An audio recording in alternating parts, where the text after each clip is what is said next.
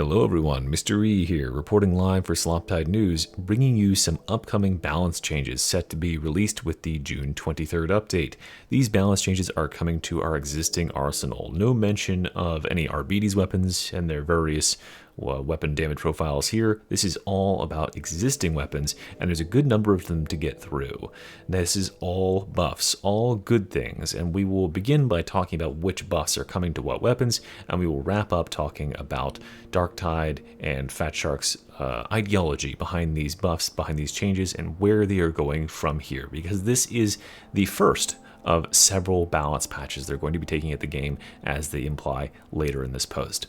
Let's get into it. And as a reminder, if you're not yet subscribed to myself and you would like more Darktide related content, you'd like more analysis of the patches and build guides, etc., this is your time to subscribe. I greatly appreciate your support. Let's hop in here and look at the weapons we have coming.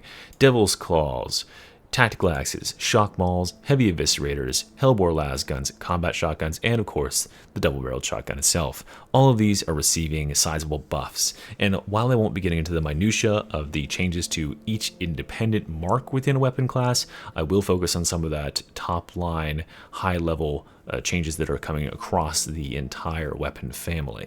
Starting with the Devil's Claw swords here. The Devil's Claw swords, as many of you may know, are weapons that generally excel in lower difficulties because they have very easy to manage swing patterns and do fairly decently against flak and unarmored enemies, but they start to really struggle when they're faced up against higher armored enemies, specifically those big crusher boys. Crushers just have too much health and too much armor for these claws to do anything against, and that didn't help that their heaviest attacks, their overhead strike downs, and their riposte attacks, which is their special attacks countering and riposting with significant damage, had very, very reduced damage against these armor types, against these carapace enemies. So that is the main things they're doing here, is they're making the Vanguard, the light Vanguard sweeping attacks do more damage.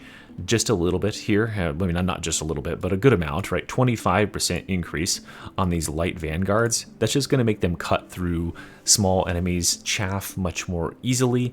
This is a good change, honestly. It's going to make them compete more readily with some of their competitors, because there's plenty of weapons that had similar light attack profiles that have better stuff going on than this weapon did, and now they're going to be a little bit more on even ground. They're also adding extra damage to the light strike downs, because there are strike downs in those. That's the overhead attacks, by the way, the single target overheads in the light chains. Those against maniacs are going up by 1/4, and the general overall damage is going to be going up by 15%. So very, very potent buffs there to the general damage profiles of these weapons, of these swings.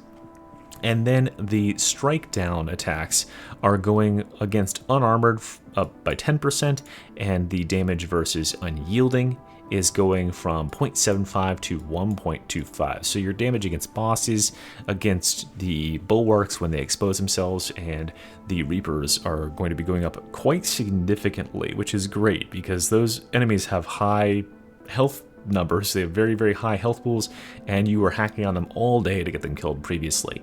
And then to really expert users of this weapon, they will rejoice because the riposte is getting a huge buff. Damage versus unyielding and unarmored is going up by 25% from 1 to 1.25, and damage versus carapace is being doubled from a 0.25 multiplier to a 0.5 multiplier. So you're going to be getting significantly more damage against those very threatening crusher enemies and mauler enemies in the future on the riposte attacks. The other really, really big damage that's coming, or really big change that's coming to this weapon type that we'll see on another weapon type in a second here, is that a lot of the weapons attacks can now be channeled or started during your sprint animations. And that is a very, very big thing that is oft overlooked in terms of weapons that excel at mobility and positioning. The dueling sword and dagger, for instance, can channel their heavy attacks and light attacks while you are sprinting, and that allows them to not only use movement tech, but also to begin the wind up on some of their more damaging attacks while you are maintaining a maximum movement speed. And that's something that they're going to be bringing to this weapon as well. They're also increasing the base stamina that you get for having this weapon equipped by 0.5. Very nice stuff going on here for Devil's Claw. Then we've got the tack axes. The tack axes were previously saddled with a very strange low movement speed. They had pretty much a standard movement speed, which made no sense given how sporty and agile the weapon was designed to be. And it was very punishing because the tack axe has one of the shortest reaches in the game, on level with the dagger, but the dagger has the highest movement speed in the game, tied with the dueling sword. So this weapon would leave you in a very troubling predicament where you need to get in very close to enemies and then retreat away, but you have very slow movement speed, and it was most times just better to use the dagger for a similar effect. Now, what they've done here is they've moved it up into that high movement speed profile, so this thing is very, very zippy now, and they have done the same thing as with the Devil's Claw here. They are allowing for those attacks to be begun while sprinting. Previously, the problem was you would have to sprint in, and then you would enter into like attack mode, where you could only walk slowly while spamming your attacks, and then you'd have to re-engage sprint. And that was very, very annoying to have to do. Now you can start those attacks and begin those attacks while sprinting, straight on towards enemies or diagonally. All that stuff is going to be available. So I am looking forward to seeing all of those former masters of the attack axe pick it back up and really bring it into the meta now. We're also, by the way, adding a new weapon attack, or a new attack damage profile for vertical attacks and uppercut attacks. So if it's coming from the very exact top of the screen or coming from the exact bottom of the screen, it's going to do a big increase in damage, a 15% increase in damage on this attack, and it's getting a 60% boost in damage to carapace armor. And this was probably the single biggest damage change to this weapon. Carapace armor poses a very big threat to the attack axe. Most other things fall over in like 1 or 2 hits, but crushers are an absolute the bane of your existence because they don't die in just 1 or 2 little crit taps from this quick weapon. They were requiring tons and tons of hits to get through their armor, and now this is going to be a significant buff, and you'll use those special attacks there, those heavy strike downs, to penetrate their armor and get them dead that much sooner. And I think that's everything for this weapon. Let's move on to the shock mauls. The shock mauls have been oft memed upon in the past for having pretty decent stagger, but really, really lacking damage. And that would often lead to you staggering enemies and then bonking them around while they're on the ground and trying to bludgeon them to death, but not being able to quite do it in any sort of remarkable time, which is a shame because these weapons have always been gifted with one of the best setups for blessings in the game, and it was very, very sad to see that they didn't have any significant damage to bring with them, because that meant that they were just straight out as an option to actually get something done. But this is being changed. They are upping the damage on the light overhead attacks a good bit. They're also upping the damage on the light vanguard, the sweeping attacks, by 10%. So those light attacks are going up, 10%, 10% each. Then your heavy sweeps, or your heavy aggressive attacks, are going up a little bit. And then the biggest change here is the heavy strike down. The heavy strike down is going up, looking like a little bit more than 10% here. Which is great because that heavy strike down, at least on the base mark for the weapon, is just a direct overhead. It connects directly with the head of the target, and it's got a finesse multiplier on there, so it's quite potent. I think it's going to be pretty good, and if you are looking forward to seeing some shock maul gameplay, you'll be treated to such in a few days' time. We also have some increases to the damage for the special attack, the taser attack, which is quite nice because that requires the investment of time. You have to like stick the hit as you do with these activated weapons, and it never really felt that rewarding before, but here we're getting enough damage that it might actually add up to something significant. They're also, just like with the Katachan Devil's Claw here, increasing the base stamina you get from wielding this weapon, and at the same time, however, they are increasing its sprint cost per second, so you'll take a little bit more stamina per second to sprint around with this thing, but I think that's okay. This is a weapon that already benefits from being able to channel its attacks while you're sprinting as well, so you can stay quite mobile with it. Speaking of mobile weapons, we have a weapon that is not very mobile here. I don't know how that segue worked, but the Tigris Heavy Eviscerators, right? The relic blade of the past, and that's what they remark on here is this weapon never really found its home, because by the time they had gotten around to buffing it to be in a decent spot, the relic blades were released, and the relic blade completely eclipses his weapon in terms of cleave departments, and it's also pretty solid at single target removal, especially with its sprint heavy attacks. So they need to bring this weapon up to snuff, and how they're doing that is they're just going to be increasing the damage against all enemy types, or rather most enemy types: maniacs, infested, and carapace for its light strike down attacks. Its light sweeping attacks are getting additional damage against their cleave targets. And then when we're talking about heavy attacks, that's really where the buffs start to come in. With heavy vanguards and heavy strike downs, we're looking at between 15 and a little more than 15% damage increases here.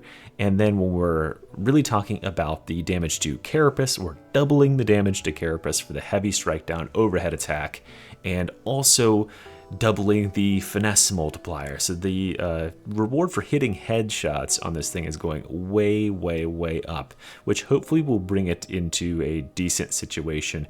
It needs to either get some boosts at cleave or some boosts at single target, and at least claim one of those territories back from the Relic Blade, who's currently holding the championship title in both of those categories. So time will tell if these buffs pan out and bring it back into two-handed weapon supremacy for the Zealot.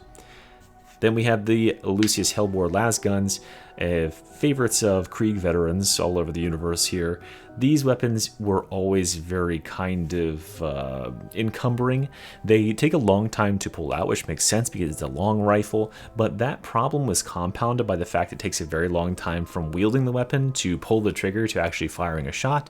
And when you're playing on higher difficulties, you need to pull out and fire that shot much more quickly. And you can't just rely on having this weapon out the entire game. You need to have your melee out sometimes. So it led many veterans, especially skilled veterans, to, instead of using the Hellbores, they were just using the infantry lasguns instead, because the infantry lasguns wield almost instantly and can fire to eliminate targets, especially soft targets like gunners and trappers and other specialists, as easily as these Hellbores can.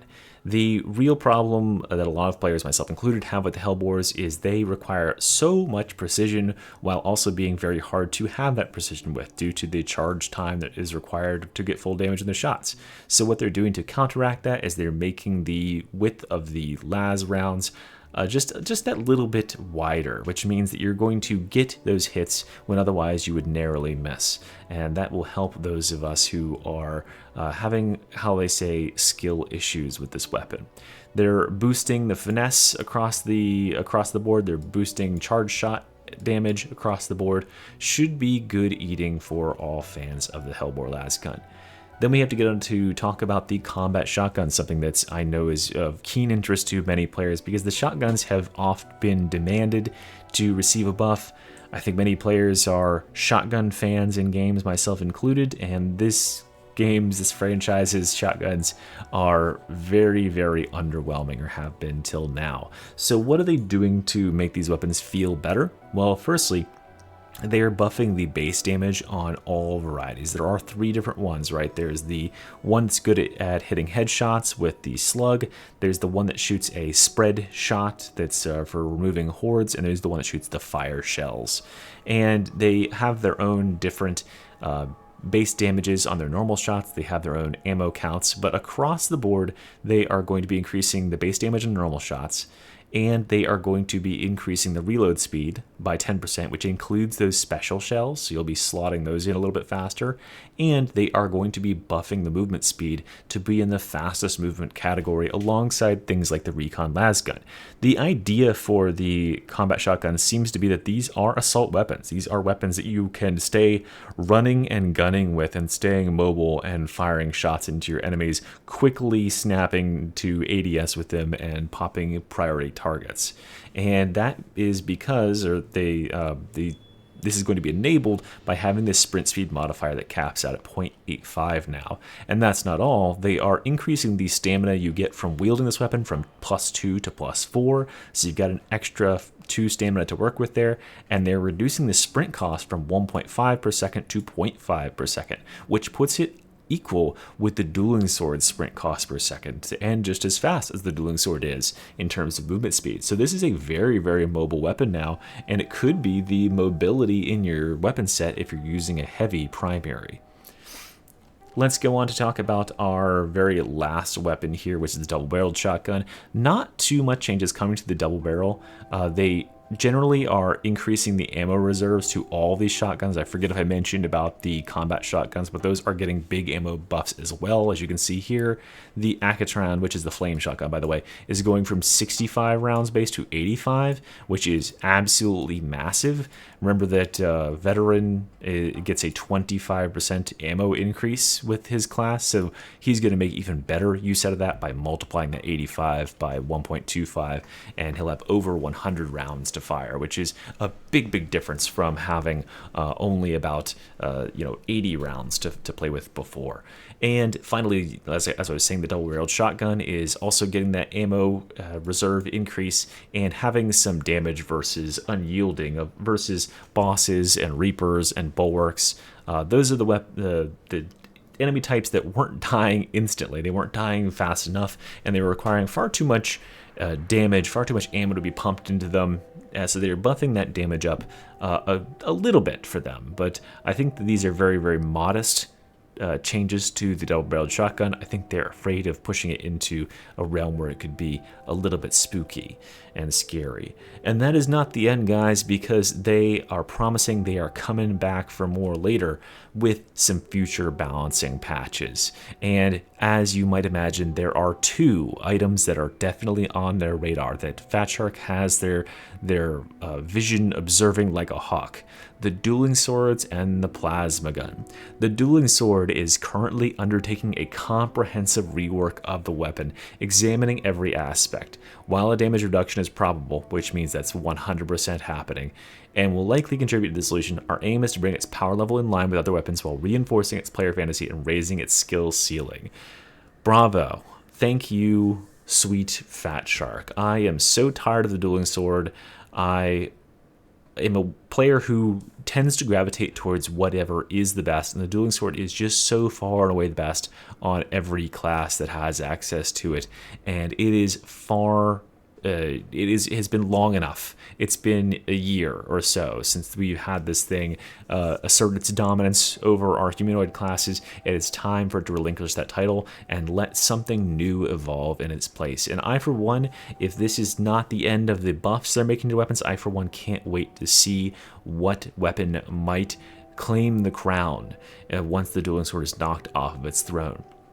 And then we have to address the plasma gun in the room, which is...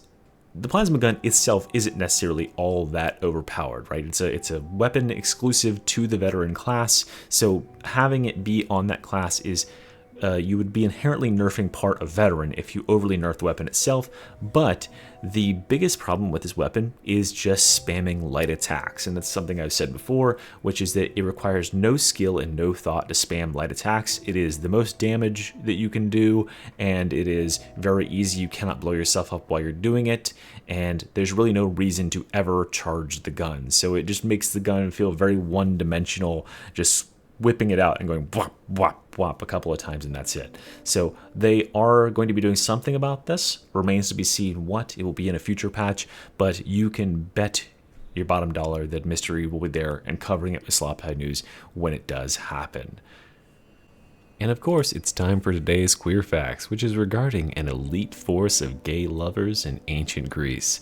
The Sacred Band of Thebes was a band of warriors in the ancient Theban army, and they were 150 pairings of one older gentleman and one young man who were bound together by a matrimony, not necessarily a marriage, but a matrimony under the god of love Eros. The thought was that they would rather fight and die with valor than disappoint their lover on the field. Have a great day, everyone, and I'll see you very soon.